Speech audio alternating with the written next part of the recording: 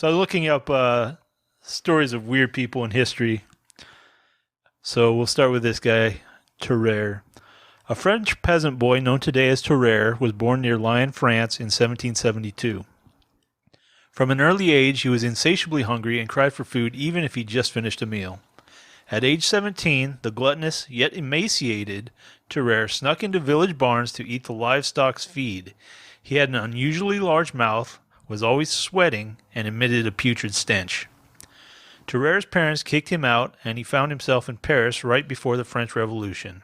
He parlayed his uncontrollable hunger into a career, eating strange things for gathering crowds. He ate all types of unpalatable objects, including live animals and even large stones. However, the money dried up when the French Revolution began.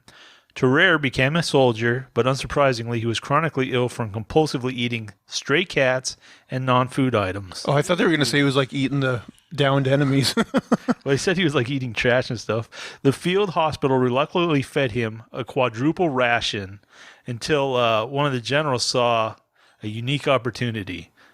So he came to Tarare about being a spy, and basically the idea was he was going to eat these secret messages because he could eat pretty much anything, and he'd courier the messages that way in his stomach. So he agreed to this, and he ingested a wooden box containing a note for an imprisoned French colonel. Tarare crossed Prussian lines, and within 30 hours was captured. Had betrayed France and was savagely beaten.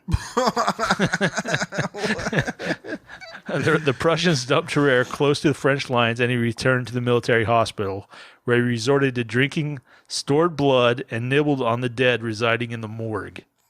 He was suspected of eating a toddler, and when he never outright denied it, the hospital chased him out. Oh my! Wait. So, what was the deal with the wooden box? Was he going to shit it out? I mean, I don't know if it was regurgitation or coming out the back end, but that was his job. man, this guy must have had like a stomach of steel. I mean, it wouldn't choke him on the way down. Like I don't know. He was like compulsively eating just all the time. Crazy. So he died around the age of 27. His autopsy revealed festering intestines and an entire body that was putrefied and filled with pus. Ugh, yeah, I can imagine that. Yeah, just eating everything. They said his digestive system was freakishly mutated. His stomach began at the back of his throat and continued all the way down. Oh. His stomach was so big that his heart and lungs were displaced. That's crazy. So, do you think he was born with a weird stomach, or did eating all that stuff just stretch his stomach out in weird ways? I would guess there's probably stretching because he's just compulsively eating, like he always feels hungry. But also at the same time, like must not be absorbing what he needs out of the food or something. Yeah, he's got to have a weird condition where, like, if he always feels hungry, then some sort of reaction isn't happening that's supposed to. Right, there's something. But yeah, it sounded like he just like, probably his whole stomach was just stretched through his whole like torso. And he was just like constantly shoving shit in and could never get full. Man, he was born messed up, man. That's what it sounds like. Yeah, to me. But if he's eating like wood and weird shit, I can imagine that when it gets into his intestines, it's probably causing tears and out the other side.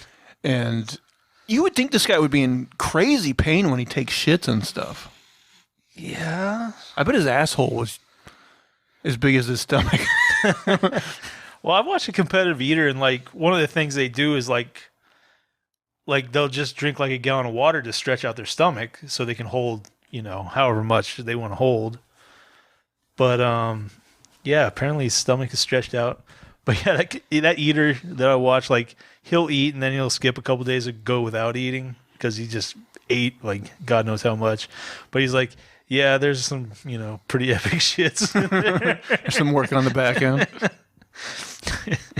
Man, this guy sounds like a monster, like literally a human monster. Like he's eating just random animals, he eats dead people. What was the toddler? Do you think the toddler that he may have ate was at least dead first? Well, it sounded like a toddler went missing. Oh, Jesus. Yeah. And like they couldn't prove it was him. But he didn't even deny it. But he did deny it, yeah. I'm not saying. Let's say hypothetically, I ate a kid. Would that be bad? It's like the 1600s. Everybody eats kids. The kids get lost, man. It was a different time, right? Yeah, I mean, you assume there's times in human history if like a kid went missing, you like, what resources do you have? I don't know. But yeah, man.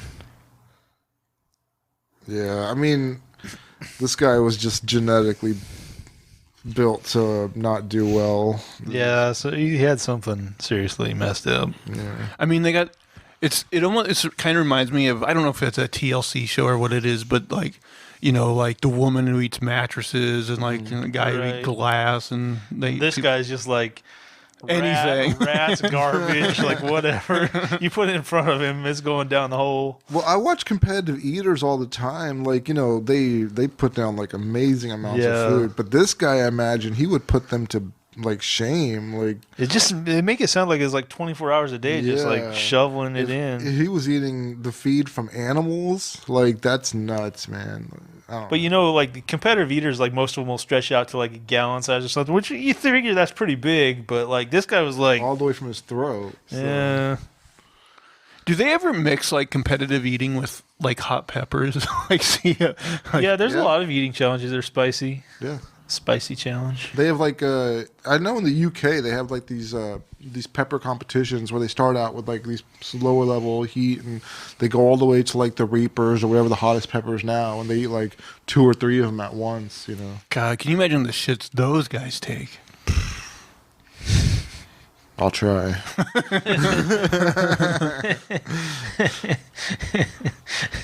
You're like, I want to wipe it away, but I don't want to.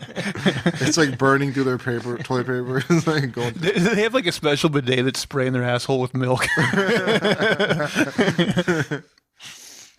Yeah, you gotta like get some baking soda and like an ice cream powder yourself. colonic.